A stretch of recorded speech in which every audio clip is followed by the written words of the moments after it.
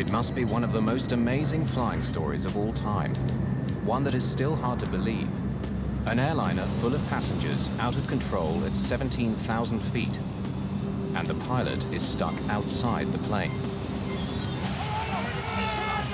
In the cockpit, 3 frightened flight attendants are clinging to his legs. If he slips from their grasp, the captain's body could be sucked into the engine and bring down the plane. At the controls, a young co-pilot is battling to get the plane to the nearest airport. Mayday, Mayday, Mayday, welcome to Birmingham 5390. The lives of 87 passengers and crew hang by a thread. A lot of people go through life thinking it'll never happen to me. But you tend to go through life thinking it can. I said I thought I was going to die, Mother. I thought we were going to die. This bizarre accident tested the limits of human survival. And the investigation that followed not only exposed the mistakes behind it, but led to new ways of preventing them.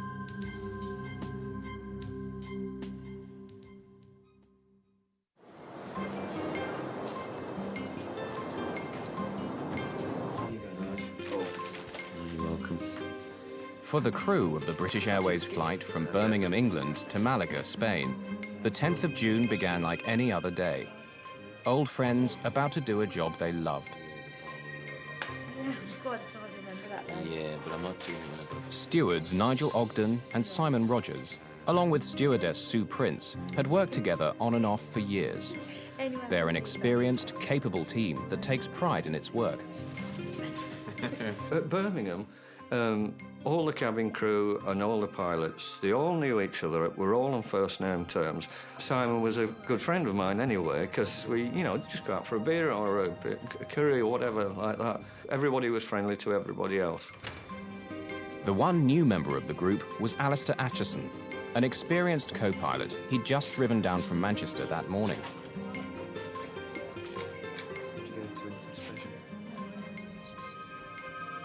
Morning, Alistair. Come on in. Tim Lancaster is captain. He's been a commercial pilot for 21 years. Well, we've got to get started, eh? Chief Steward John Heward arrives to give the crew their final briefing. Morning, everyone. Right. Is that the first officer? Yeah, just down from Manchester. Nice seeing your face. Okay. Malaga. Right, looking forward to this.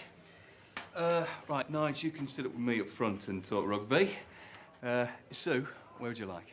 Over the wing? Okay, so, Simon, you're at the rear. All right, now, just a few safety questions. Nigel. Before takeoff, the co-pilot performs a walk-around, checking the outside of the aircraft for anything wrong. In the cockpit, Captain Tim Lancaster reviews a log of the maintenance carried out on the plane the day before. Everything okay? Fine. She's just come out of maintenance by the look of it. Nothing much though. Just changed the windscreen. Many of the passengers know the flight well and are looking forward to a relaxed trip to Spain.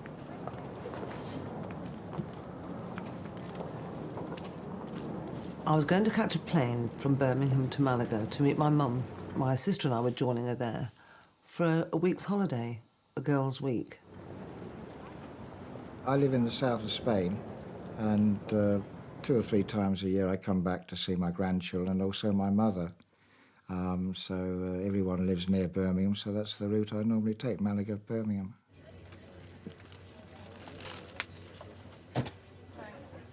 These unsuspecting passengers and crew were about to begin an adventure of a lifetime. Seem to have made yourself comfortable. Too right.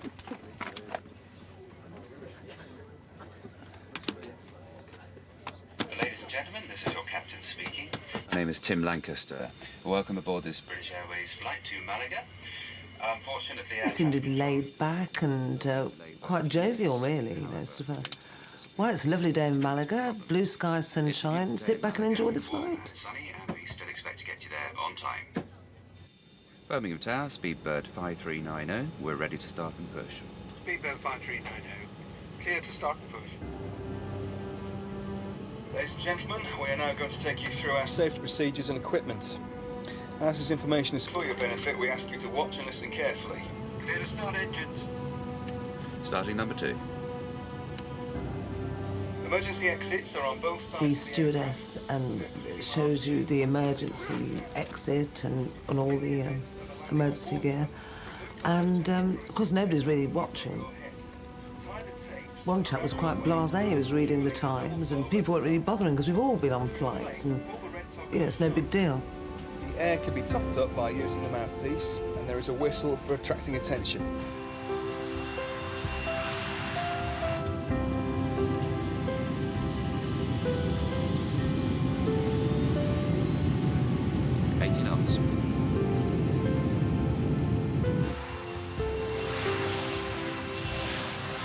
The BAC 111 was known as the Jeep of the skies, a workhorse that was easy to maintain and had a good safety record.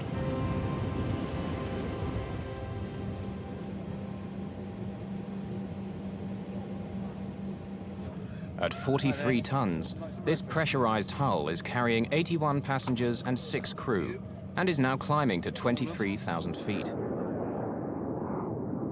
In just over 2 hours, they should be in Spain. Only a catastrophic accident could bring this plane out of the skies. Alistair, I can see my house from here. 2 minutes into the climb, the pilots switch on the autopilot. Tim Lancaster takes off his shoulder straps and relaxes into the flight. Now I went into the flight deck to ask Tim and Alistair what they would like to drink. You gentlemen like a tea? Please, the usual. Milk, 1 sugar, please. And I said, your breakfast's on. It'll only be a few minutes. Now, almost 13 minutes after takeoff, and at 17,300 feet, they're just 5,000 feet from their assigned altitude. But then, in a split second, everything changes.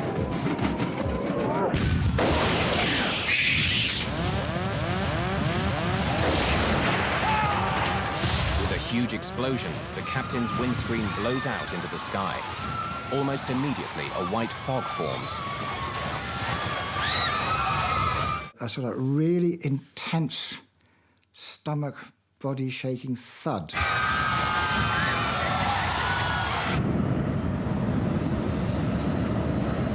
We were just diving, really. And then we started to judder like this. And I was a bit stunned. I thought, oh God, it's a bomb. Alistair, the co-pilot, is suddenly fighting for control in a 350-mile-an-hour wind.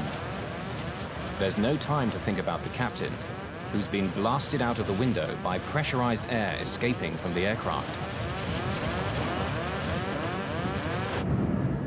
The rushing wind pins Captain Lancaster to the roof of the cockpit.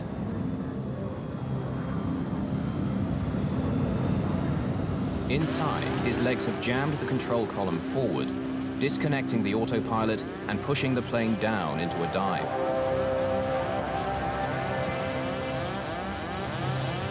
Alistair Acheson needs all his flying experience now. He's on his own.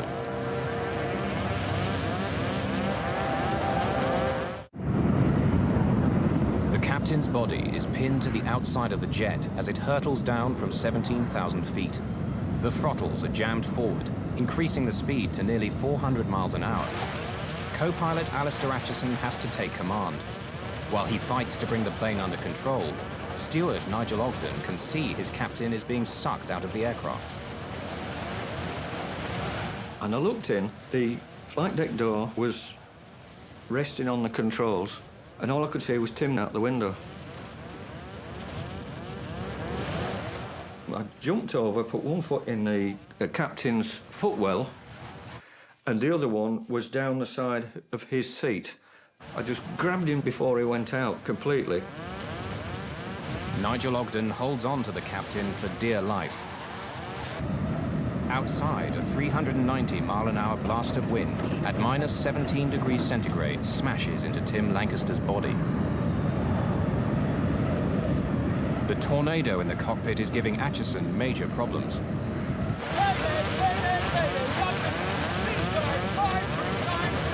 Air traffic control can hear his cries for help, but the storm rushing through the cockpit drowns out their replies.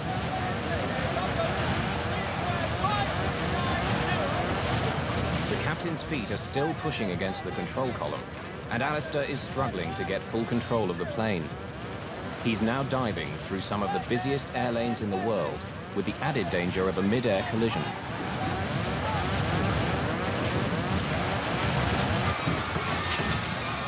From the cabin, lead steward John Heward sees the chaos in the cockpit and does what he can to help. I looked up, and there was Nigel sort of hanging across the seat in the flight deck. In front of me, the flight deck door had fallen forwards and trapped itself between the actual door frame and the throttles of the aircraft. So I literally stamped on it twice, and it literally broke into 3 or 4 pieces. Behind, on the wall of the flight deck, there is a spare seat for anybody to observe the flight or whatever. And I thought, well, if I put my arm through the seatbelt there, I can grab both of them, and at least we've got some sort of anchor point inside the aircraft. Alistair, who's never flown with this crew before, has to leave them to their own devices and focus on getting the plane to safety. He now has control of the throttles. John and Nigel have wrenched the captain's feet away from the control column. But instead of slowing down, Acheson decides to continue the rapid descent. It will quickly take him out of the way of any other air traffic and take him to a lower altitude where oxygen equipment won't be needed. Staying too long at a high altitude risks oxygen starvation, and this older aircraft is not fully equipped with oxygen for all the passengers on board. The airspeed indicator goes into the red.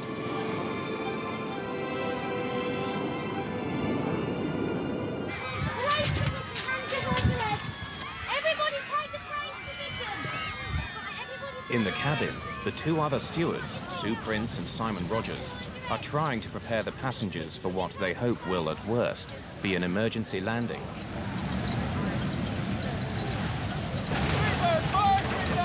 Mayday, Mayday, Mayday! Emergency depressurization on! They've dived to 11,000 feet in just 2.5 minutes. But as they level out and slow down to 170 miles per hour, the captain's body is no longer pinned to the roof and slides round to the side of the plane. Flight level 100. Radar heading 195. Working his way from the back of the cabin, steward Simon Rogers now catches sight of the chaos in the cockpit for the first time.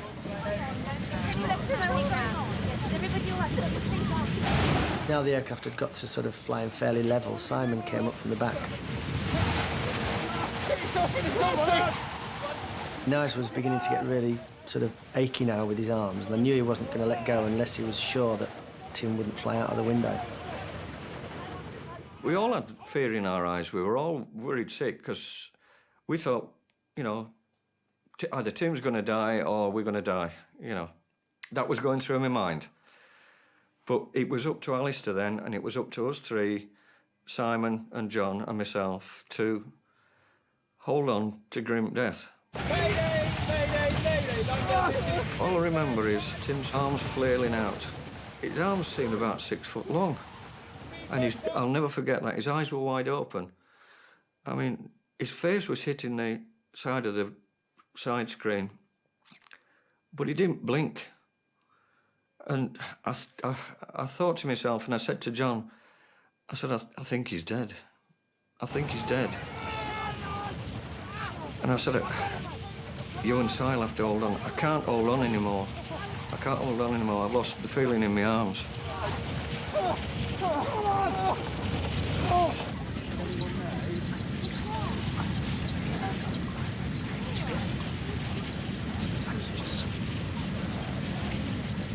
We decided to put Simon. I said to Simon, you sit in that jump seat and fasten yourself in.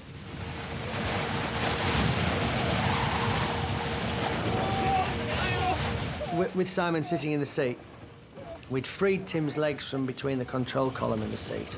So we hooked his feet over the back of the captain's seat, and then Simon literally put his hands on the top, just so he was holding his ankles down.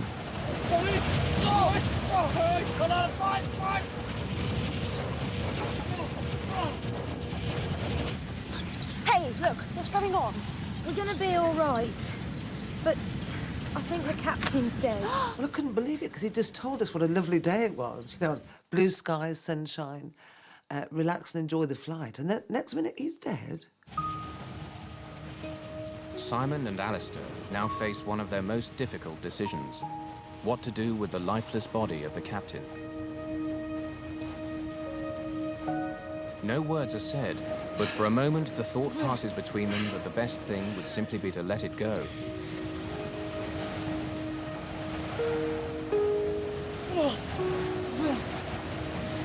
No! Can you hold on to it, please? But Alistair's order isn't simply an act of compassion. Releasing the body at the position it was in, it would have gone close to the upper area of the wing. It could have damaged the leading edge of the wing. Had it gone over the wing, it could very well have gone into the engine. Quite a lot of damage could have been caused by the release of the body. So I think it was a very sensible decision to try and keep him where he was. Alistair has managed to get down to 11,000 feet. Without the captain to help, he's operating the plane's systems from memory and shepherding it around Heathrow, some of the most congested airspace in the world. 7 minutes out of contact with the ground, he's able to hear the voice of air traffic control for the first time.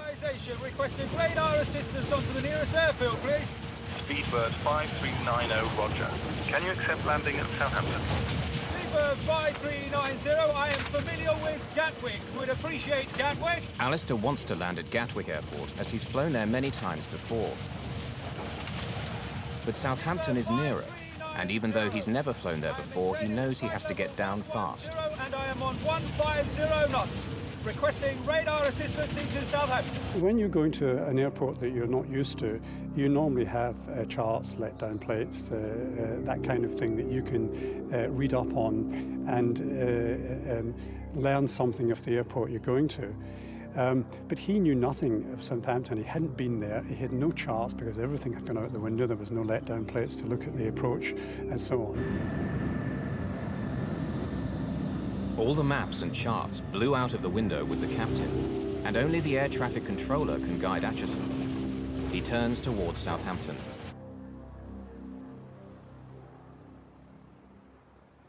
Southampton, this is Speedbird 5390. Do you read? Speedbird 5390. Good morning. Identified on handover from London radar 6 miles west of Southampton Airfield. What is your passing level? Roger, sir. I am not familiar with Southampton. Request you shepherd me onto the runway. When he spoke, he was obviously stressed. It sounded as if he was under a fair bit of pressure. What is your number of persons on board? We have 84 passengers on board, and I think that will be all until we are on the ground. Roger, that's copied. I've been advised it's pressurisation failure. Is that the only problem? Negative. The captain is half out of the aeroplane, I understand. I believe he's dead. Roger, that is copied. My feeling was, when he told me what was going on, it was one of disbelief, because it doesn't actually happen. You know, it's one of these things that you see in films, that happens in films, but it doesn't happen in real life. And it was sort of the hairs in the back of the neck go up, and there's this feeling down the spine, the tingle down the spine, and you think, no, it's not for real, but it's got to be. Flight attendant holding on to him, but requesting emergency facilities for the captain. I think he is dead. Affirm. What is your passing level? Leaving flight level 5,500 feet on 1019. Roger, that's copied. I'll give you a little bit more space, then I'll turn you onto a heading of 180. Yeah, it's a full emergency. It's a 111. Rundle contacts the emergency services at the first opportunity. On board, but I'll let you know.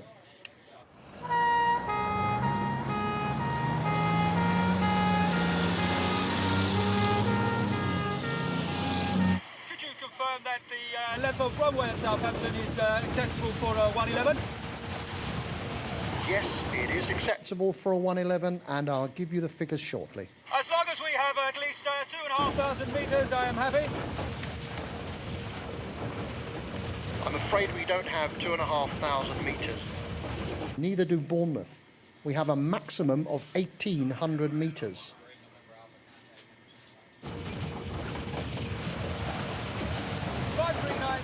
Atchison is concerned that the plane is above its maximum landing weight, being full of fuel for the journey to Malaga.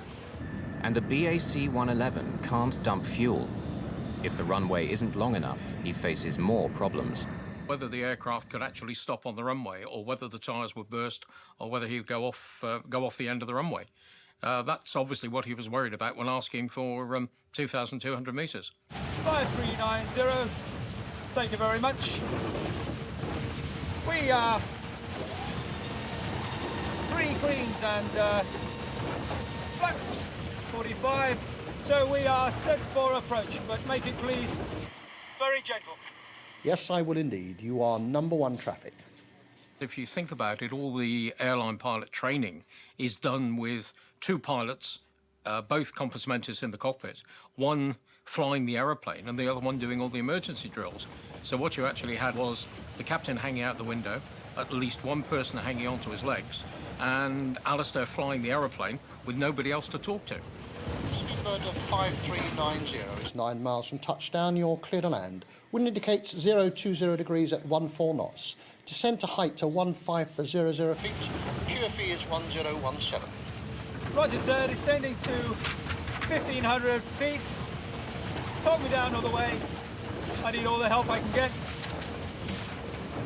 Roger, you'll be able to stop the aircraft on the runway and evacuate the aircraft on the runway. He must have been about 6 or 7 miles from touchdown.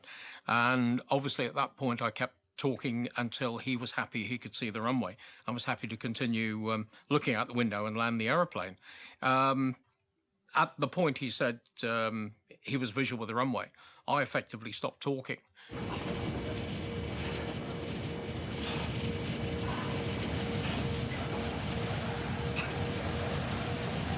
Not acknowledge unless requested. It will be an uninterrupted talk down, but feel free to interrupt if you feel you need to. 5390, thank you very much. I have the runway in sight. Thank you, you are clear to land. Do you wish me to continue with any further information? Negative.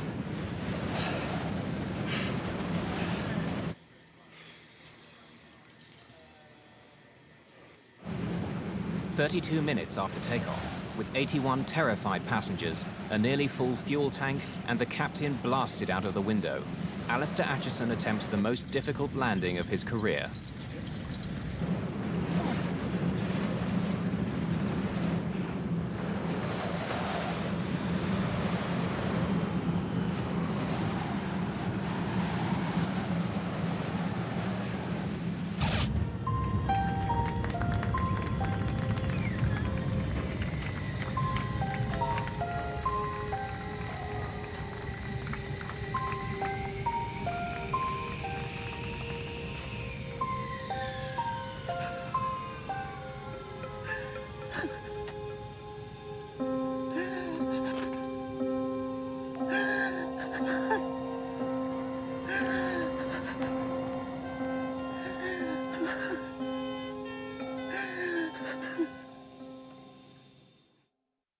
At 8:55 a.m., flight BA 5390 makes a perfect landing at Southampton Airport. Immediately, emergency vehicles surround the plane. Firefighters remove the body of the captain and lead the passengers and crew away.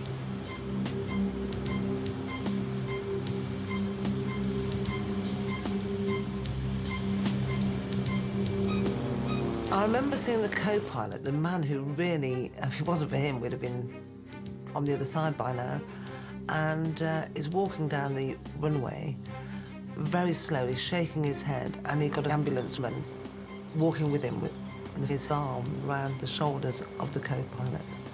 And the co-pilot was shaking his head as if... I remember that distinctly. I don't know why, but I do.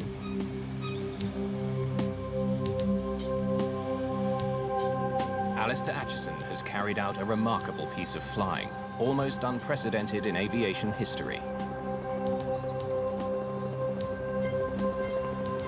He has had to pilot his plane without his captain, who has undergone physical stresses that nobody could have been expected to survive.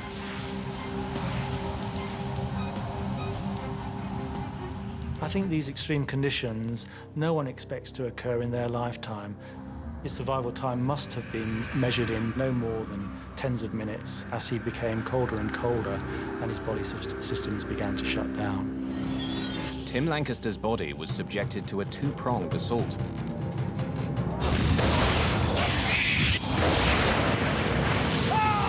The physical violence that his body suffered being blown out of the plane, and the extreme cold and lack of oxygen at 17,000 feet. Every 1,000 feet of altitude causes the temperature to drop by 2 degrees centigrade. So the temperature on the outside of the plane would have been around minus 17 degrees centigrade. The extreme wind chill also meant his body was losing heat very rapidly. He would have lapsed into semi-consciousness and then unconsciousness. And as the temperature, his core body temperature fell, he would have finally died as a result of the excessive cold in that environment. Despite the trauma that Captain Lancaster's body suffered, there was one final twist to his story.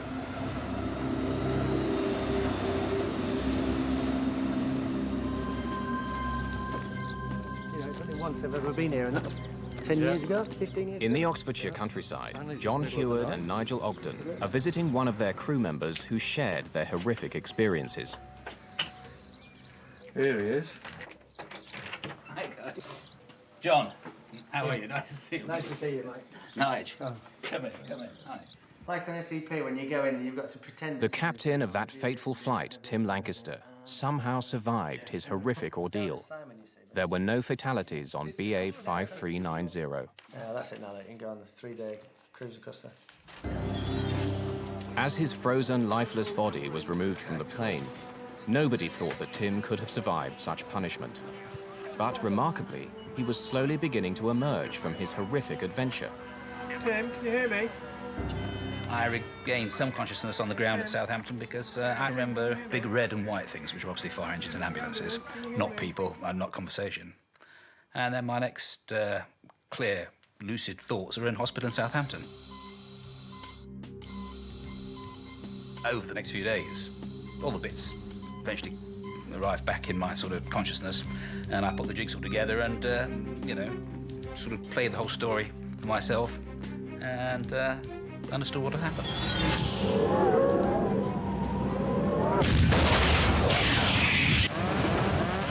There was a big bang, a noise of all the air escaping, but I remember watching the windscreen move away from the aircraft, and then it had gone like a bullet. It disappeared into the distance. And I think there was an even bigger bang, or there was an even bigger bang.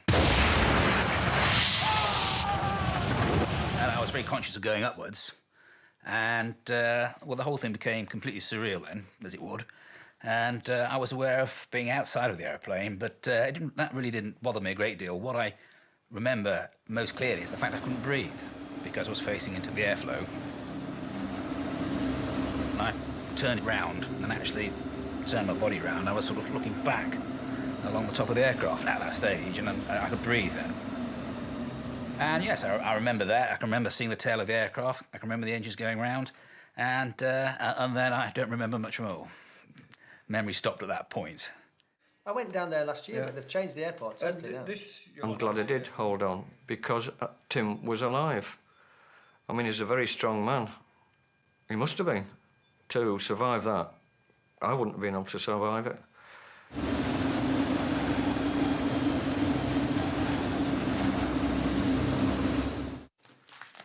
That's all very dramatic. It is, look. Tim Lancaster's survival was little short of miraculous. He'd been minutes away from death. It was Alistair Acheson's flying that saved his life. His quick thinking in getting the plane to the ground in only 22 minutes saved Lancaster from dying from the effects of exposure. And by pure chance, the physical trauma he suffered was limited. It included a bone fracture in his right arm and wrist, a broken left thumb, bruising, frostbite and shock. Remarkably, within 5 months, Tim Lancaster had made a full recovery and was flying again. Speed Speedbird 539. Of course, the captain wasn't the only one to go through a horrific experience. Battling with the controls whilst a tornado raged through the cockpit was something no commercial pilot could be trained for.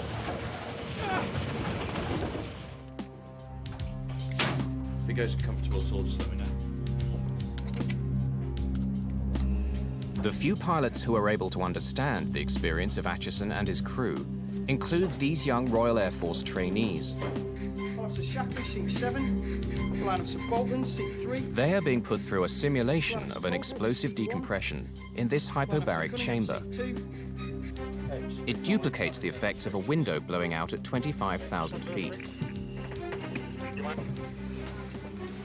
Individual intercoms. Checked and operated.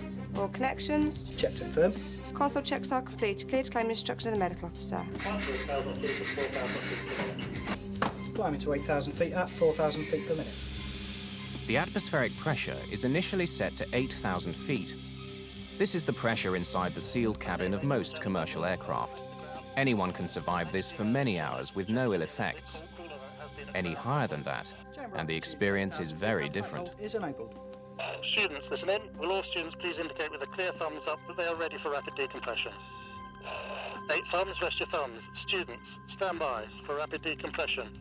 In 5, 4, 3, 2, 1, now. The mist in the hyperbaric chamber is identical to the fog formed when the window blew out on BA 5390. At the instant of rapid decompression, the air in the cabin can no longer hold onto its water vapor, which is then released into the atmosphere as fog.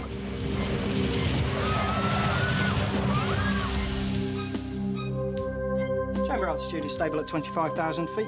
High hold is enabled. Cross vent is on and you're clear to commence hypoxia training. Good, well done. Good, we'll commence hypoxia training on students 7 and 8. Once the fog clears, then the lack of oxygen at that height begins to tell. Okay, let's put you out your misery. Start copying these shapes in the right-hand margin.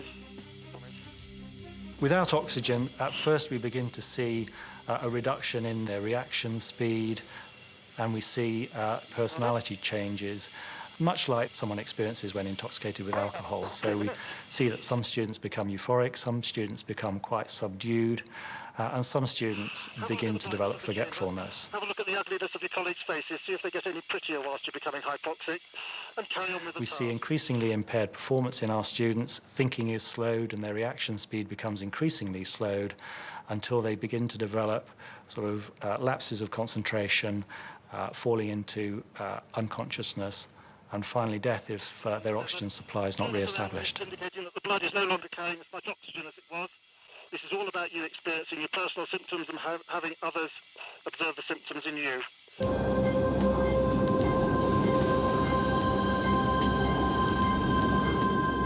Flying alone, battling nearly 400-mile-an-hour winds, and defeating the possibility of oxygen deprivation, Alistair Acheson's achievement in saving Flight 5390 was outstanding.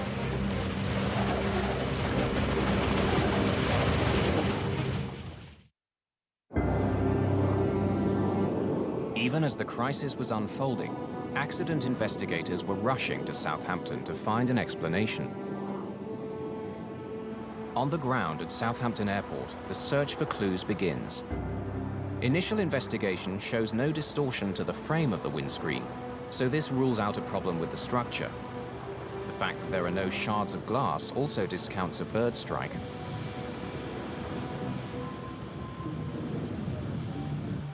Stuart Culling, senior investigator with the Air Accident Investigation Branch, has little to go on. Windscreen was missing, there was a certain amount of blood around, there were some minor dents and scrapes on the fuselage, as you'd expect if the window had gone past, and really that was about it, apart from a lot of paper scattered around inside. One of his first clues comes from the log recovered from the plane. He knows the plane had been serviced just the day before, and that a windscreen had been replaced. He immediately pays a visit to the British Airways maintenance hangar at Birmingham. I wanted to find out exactly what had happened to the aircraft before it took off. and I'd arranged that I should talk to the shift maintenance manager who fitted the window. There was a slight problem there because he'd been on night duty, and consequently he had finished his shift at roughly the same time as the windscreen came out of the aircraft, and he wasn't in a fit state to be interviewed. He needed to get some sleep. Stuart Culling. Good morning. Nice to see you. I was expecting you. Yes, good. Thank you very much. Is this the hangar in question? This is the main hangar, yes. Yes. So in the meantime, I looked around the facility. I made sure that any paperwork and any records of the aircraft had been identified and taken away so they couldn't be accessed by anyone else, and waited until he came in.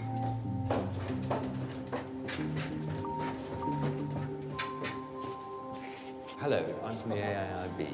Yes, and this is my colleague. What I'd like to do today is just find out what went on during that shift pattern and how it went. Thank you very much.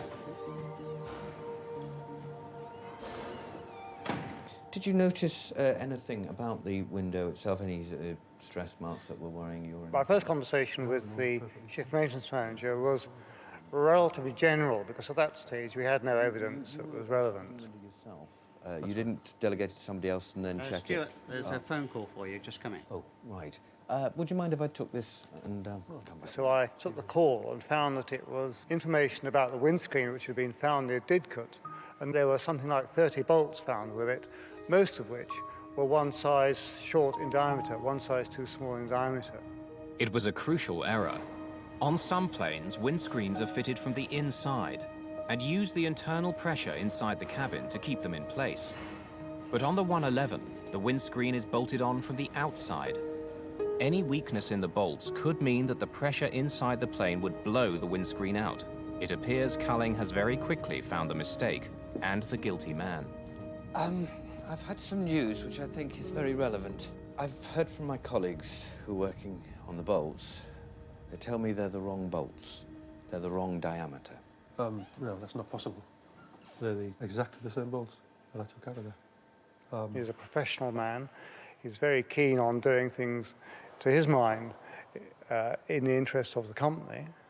And he's suddenly told that he's put a windscreen in using bolts of the wrong size. And he's absolutely shocked.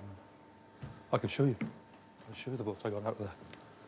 One thing that came out was that he said, oh, the old bolts went into a waste bin in the hangar where he did the job, and they may still be there. So we rushed across to the waste bin and found something like 80 discarded bolts. Yeah, they'll be in here. This is where I put them. These are the bolts. And these are the ones you checked against the new ones? That's right, yeah. I took from the carousel. There's really excellent evidence. Gold, as far as I was concerned. Well, I'll take these away. Okay. By comparing the maintenance manual to what the engineer had told him, Culling is quickly able to identify the first part of the sequence, what went wrong the previous night when the window of the BAC 111 had been replaced. We went through the whole chain of events that had occurred, and we found that there were something like 13 different anomalies which led to the fitting of the bolts. And had any of these caused him to think the sequence of events would not have continued and there wouldn't have been an accident.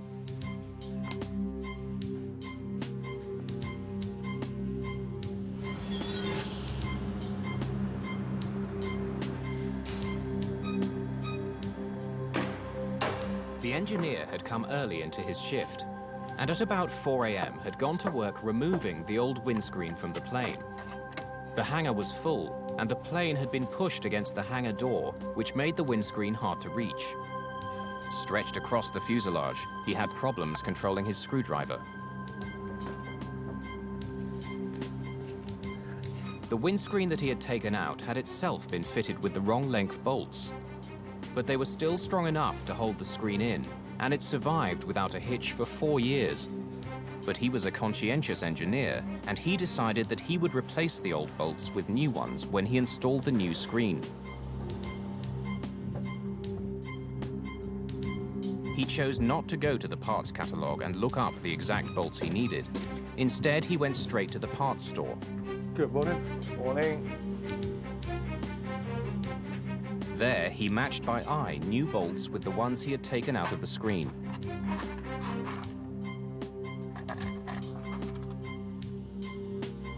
His eye match was good, and he found a few fresh bolts of exactly the same type in a drawer. What I'm after is I need 97 Ds. I'm just doing a windscreen on a 111 over there, and I need some new bolts. 8 Ds on a 111? Well, no, these are 7s. This is a 7. I've just taken it out. We haven't got any 7s anyway. OK. Right, The store manager knew which bolts the engineer should have been looking for, but the engineer chose to ignore his advice. Instead, he drove to the other side of the airport to find a match for his bolts. It was now about 5:15 a.m., and in a dark corner of the hangar, he continued to search for new bolts identical to the ones he'd taken out of the plane.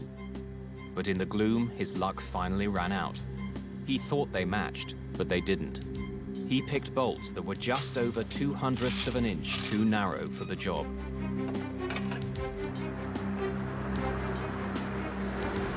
Returning to the 111, he stretched over the plane and began fitting these new bolts. Working at an angle, he couldn't see that the new bolts didn't fit correctly.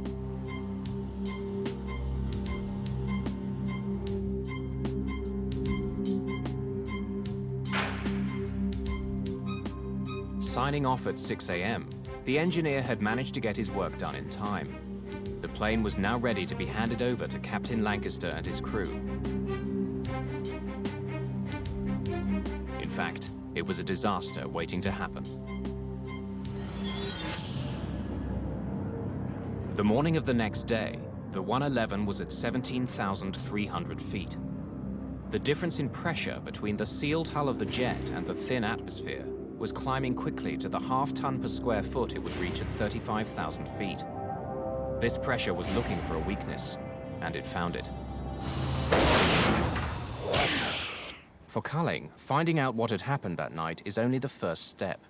No one had hidden from him what they'd done, but he knows that he has to go deeper to understand the reasons behind this horrific sequence of events, why the engineer did what he did, and whether this was an isolated incident or the symptom of a bigger problem.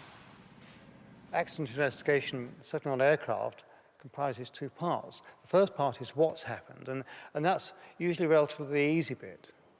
The second part is why did it happen?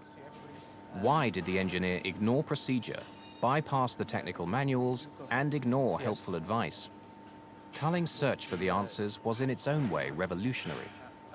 If we talk to people without giving them a warning, we felt we'd get more information because they'd be freer to discuss it. If we gave them a formal caution, as it were, we thought that they would dry up. Coffee? Yes, please. Great. How was the journey in? Oh, well, usual stuff. They decide to talk to the engineer well away from the hangar in a cozy hotel room. Well, thanks for coming in. To gain insight into the methods of the maintenance engineers, Culling then does something no one had done before. He brings in a behavioral psychologist. So, is the aircraft normally in the hangar when you're doing that? Psychologists had been used before to analyze why pilots make mistakes under pressure. It's a discipline called human factors. But in 1990, using human factors in engineering was unheard of. I wanted a professional slant on what is really psychological territory. I would hope that as far as the shift maintenance manager was concerned, that it gave him extra confidence that we were trying to be even-handed and that we were trying to get to the bottom of it. You know, the parts catalogue. When you're getting the bolts out, do you go straight to the parts catalogue, or do you just sort of... Not usually. Right. No, if I've got a set of screws and there's the same screws, I just go get them out of the carousels. Right. You find it's easier to do it visually? It was, in that case, easier to do it visually from the bolts you take now? Yeah, because they're the same bolts that come out, the same ones go back in, so same size bolts, there's no difference. And if it worked before, it must be the right bolts? Yeah, it's just replacing like with like, really. Yeah, because it had been flying. We were somewhat horrified that they had admitted those things to us, because after all, we were officially, in inverted commas, And they were quite proud of them. We would have thought that had they used such practices, they would have kept very quiet about it. If I'd had to go check with the computers what bolts I needed and what parts and how to fit the thing, then there was a good chance that it wouldn't have been flying at the time it was meant to be. Good, good. So, when you're doing the job now, you're an experienced engineer, it might not be by the book all the time, like you would train somebody who was new. No, not usually. We've been doing these things for years. Culling was stunned by what he was hearing, but there were more revelations to come. The engineer's dangerous approach was becoming clearer by the minute. You trusted your own knowledge better than the store supervisor's knowledge? Well, I'm an engineer. I got 7D bolts out, so I put 7D bolts back in. That's, well, you know, no problem with that. It's that simple. So you trusted that the aircraft had been flying, so therefore they must have been the right bolts? Yeah, that aircraft had done lots of hours with that windscreen. Their whole aim was to expedite work through their station. They had a lot of work coming. It was all done at night, and in many cases they had more work than they could reasonably handle. And they had devised little stratagems to get round that. Culling and the psychologist's insights made their way into the first draft of the report. It said that there were systemic faults in the maintenance procedure in Birmingham. But under pressure from British Airways lawyers, and because they hadn't carried out their investigation following normal procedure, the final report was forced to change its emphasis. By our, I mean the Treasury solicitor or whoever was advising the branch confirmed that under natural law it was unfair to use that information because we hadn't gone through the whole procedure. And so we had to remove that from the report. The investigators had never produced an accident report like it. Working with the psychologist, Culling developed a completely novel way of using human factors to explain why this accident happened. They uncovered pressures in the hangar that caused an otherwise proficient engineer to make potentially lethal mistakes whilst being certain he was doing the right thing. This psychological approach took air accident prevention to a new level. Through the sheer skill of the crew of BA 5390, as well as a small measure of luck, 87 people are now still alive. As a consequence of this investigation, others may never have to go through the same ordeal. In the aftermath of the accident, the crew were treated as heroes. They received numerous awards, and Alistair Acheson received the coveted gold medal for airmanship. Their colleagues also showed what they felt. One of the most moving things was to go back to Birmingham. As we walked into the airport, the whole of the airport stopped. And all the ground staff and all the check-in girls and all that just stood and applauded as we walked through the building, and it was really quite, you know, moving at the time. You sort of wanted to get out of the way so that you could sort of, you know, I don't really want to do this. It's like walking up the red carpet sort of thing. Their colleagues were applauding a team which had demonstrated the highest form of professionalism at every level. A cabin crew which worked as a team in extraordinary circumstances, and the co-pilot, an outsider who took control and worked alone to bring them all safely down to earth. Each of the crew dealt with their experience in different ways.